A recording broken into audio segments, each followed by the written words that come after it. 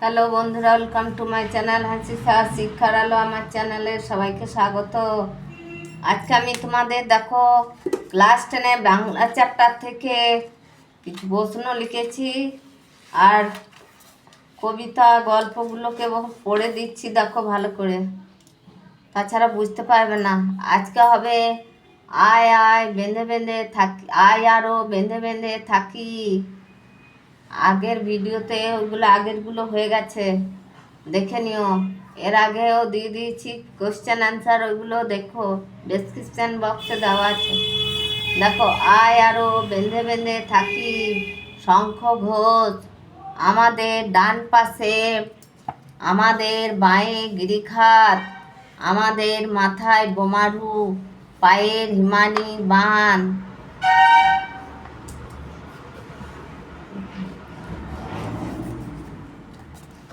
পায়ে আমাদের ডান পাশে ধস, আমাদের বাঁয়ে গিরিখাত, আমাদের মাথায় বোমারু, পায়ে পায়ে হিমানির বান, আমাদের পথ নেই কোনো, আমাদের ঘর গেছে উড়ে।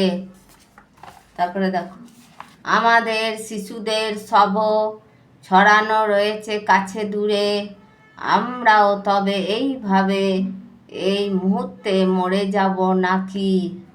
আমাদের পথ নেই আর, আয় আরও বেঁধে বেঁধে থাকি, আমাদের ইতিহাস নেই, অথবা এমনই ইতিহাস, আমাদের চোখ মুখ ঢাকা, আমরা ভিখারি 12 মাস, পৃথিবী হয়তো বেঁচে আছে, পৃথিবী হয়তো গেছে মরে, আমাদের কথাকে বা জানে, আমরা ফিরেছি দৌড়ে দৌড়ে, কিছুই কোথাও যদি নেই, তবু তো কজন আছি বাকি, আয় আরও বেঁধে, আয় আরও হাতে হাত রেখে, আয় আরও বেঁধে বেঁধে থাকি।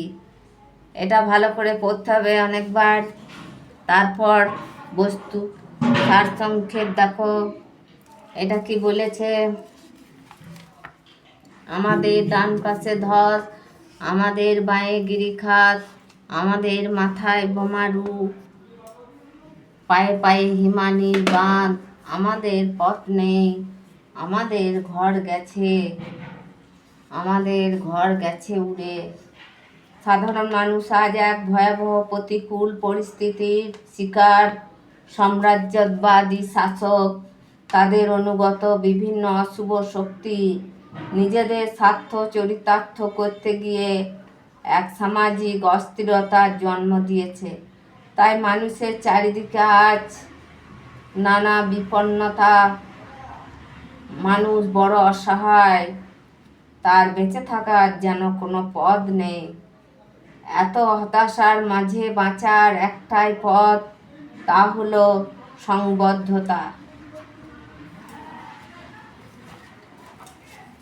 এই ক্ষয়ে যাওয়া সমাজের সাধারণ মানুষের কোনো ইতিহাস নেই, যদিও বা থেকে থাকে তবে তা সাম্রাজ্যবাদী শক্তির কাছে প্রধানত হয় ইতিহাস। কিন্তু এত সব প্রতিকূল নেতিবাচক পরিস্থিতির মধ্যেও কিছু মানুষ এখনো তাদের শুভবুদ্ধি বিবেকবোধ বিসর্জন দেয়নি। কবি তাদের ঐক্যবদ্ধ হতে আহ্বান জানিয়েছেন। তারা যদি আরও সংবদ্ধভাবে থাকেন তবে সাম্রাজ্যবাদী শক্তির পরাজয় অবশ্যম্ভাবী। কবি শঙ্খ ঘোষ তার কবিতার মাধ্যমে মানুষের কাছে এই বার্তা পৌঁছে দিতে চেয়েছেন যে প্রতিকূলতা, অসহায়তা, বঞ্চনা ও সংশয়ের মাঝেও সংবদ্ধ হতে হবে, কারণ একতা, সম্প্রীতি, সম্মিলিত শক্তির কাছে উদ্ধৃত শক্তিকে নতজানু হতেই হয়। এটাই সভ্যতার ইতিহাস, এটাই বাস্তব। হ্যালো বন্ধুরা, ভালো লাগলে লাইক করো, কমেন্ট করো, বন্ধুদের সাথে শেয়ার করো, আর এটা বারবার পড়ো, মুখস্থ করতে পারলে আরও ভালো। আর নতুন কেউ থাকলে সাবস্ক্রাইব করো, আর ভালো থেকো।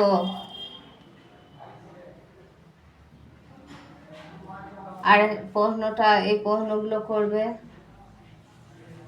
দেখো।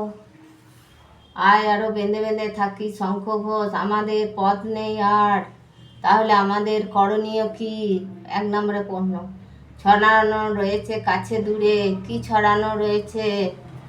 কি ছড়ানো রয়েছে? কি ছড়ানো রয়েছে? রয়েছে আয় আরও বেঁধে বেঁধে থাকি কবিতার রচয়িতা কে? এটা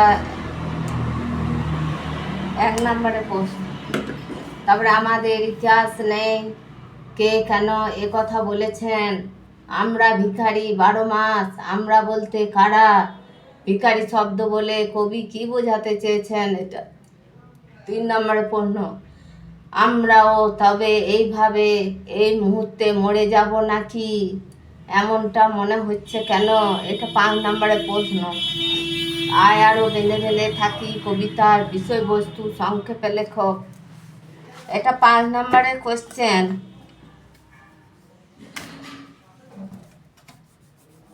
এটা প্রশ্নের মান 5।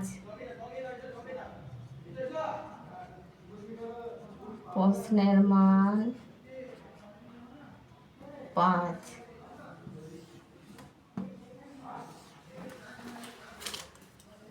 হ্যালো বন্ধুরা, ভালো লাগলে লাইক করো, কমেন্ট করো, বন্ধুদের সাথে শেয়ার করো, আর এগুলি ভালো করে পড়ো।